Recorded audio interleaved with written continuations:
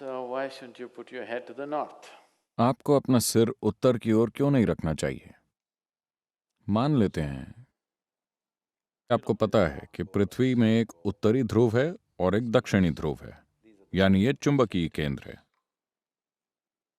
और आप ये भी जानते हैं कि धरती के पूरे भूखंड, Whole continents. पूरे महाद्वीप धीरे धीरे उत्तर की ओर खिसक रहे हैं, वो चल रहे हैं।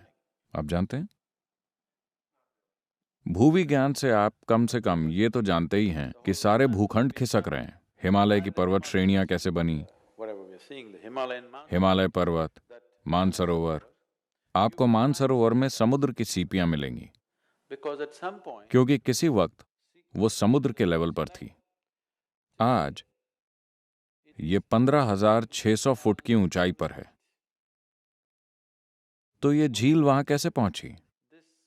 एक समय ये समुद्र के लेवल पर थी और आज वहां पहुंच गई है, क्योंकि असल में पूरा भारतीय उपमहाद्वीप सेंट्रल एशियन प्लेट से टकरा रहा है और इसी वजह से हिमालय के पहाड़ अब भी ऊंचे होते जा रहे हैं। ये बस उठते जा रहे हैं एक टकराव के कारण।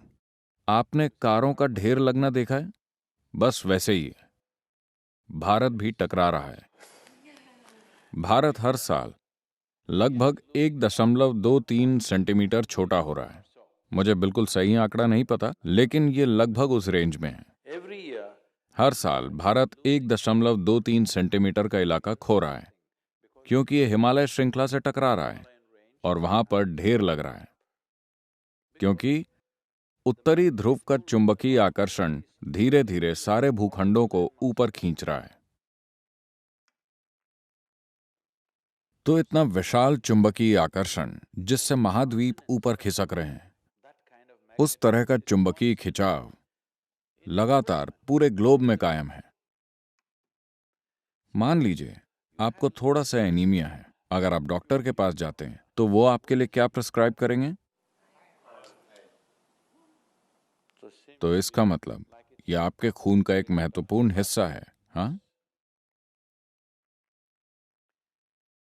तो अगर आपके शरीर में आयन तैर रहा है और मैं आपके सिर पर एक शक्तिशाली चुंबक लगा दूं,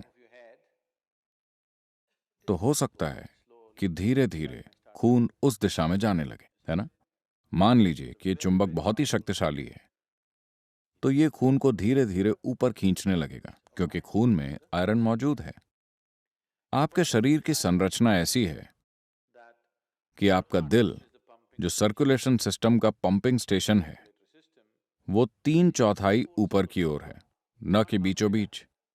चूंकि गुरुत्वाकर्षण की उल्टी दिशा में पंप करना मुश्किल है और गुरुत्वाकर्षण की दिशा में पंप करना आसान है, तो ये यहां है। आमतौर पर जो भी खून की नसें नीचे की ओर जा रही हैं वो मोटी हैं, और जो नसें ऊपर की ओर आ रही हैं वो काफी पतली हैं। यहां तक पहुंचते पहुंचते वो लगभग बाल की तरह पतली हो जाती हैं, इतनी बारीक कि आपके मस्तिष्क का सर्कुलेशन सिस्टम ऐसा है कि अगर उसमें एक भी बूंद ज्यादा चली गई तो ब्रेन हैमरेज हो जाएगा, लोगों को स्ट्रोक हो जाता है। तो अभी आप इस तरह हैं, अब आप ऐसे हो गए।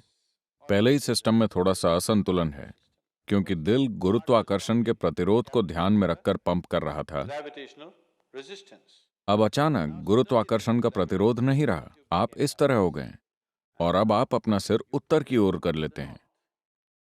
धीरे धीरे खून आपके मस्तिष्क की ओर खींचता है। तो एक चीज जो आपके साथ हो सकती है वो ये कि आपको अच्छी नींद ना आए। अगर आप अपना सर उत्तर की तरफ करके सोते हैं तो आपकी नींद खराब हो सकती है। हर किस्म के सपने आ सकते हैं।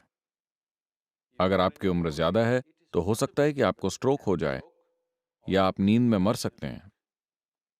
ऐसा बिल्कुल संभव है। ऐसा नहीं है कि आप एक दिन सोए तो आप मर जाएंगे।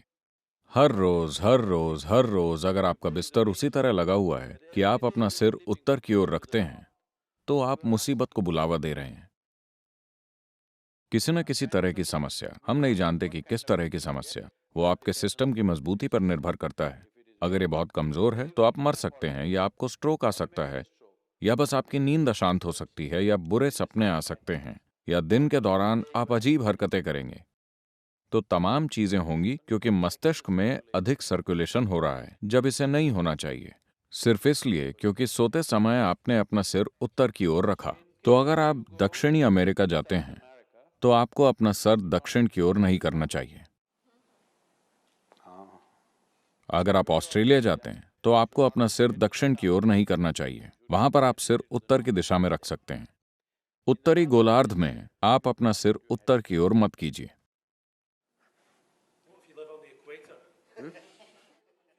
आप एक सुई की तरह गोल घूम सकते हैं।